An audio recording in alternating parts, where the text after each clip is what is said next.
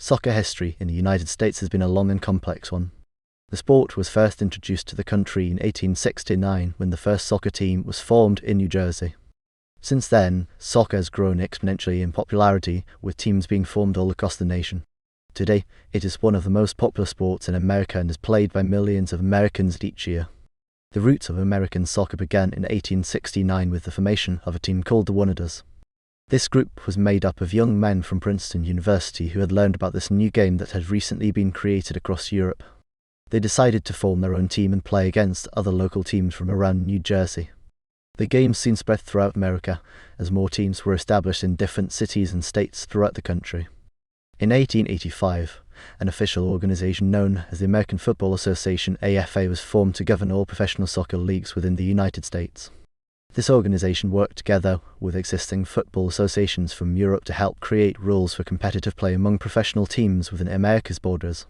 These rules would later become known as the American Soccer Rules, or ASA, which are still used today by some amateur leagues here at home and abroad. The AFA also helped establish a national championship tournament, which would come to be known as the National Challenge Cup.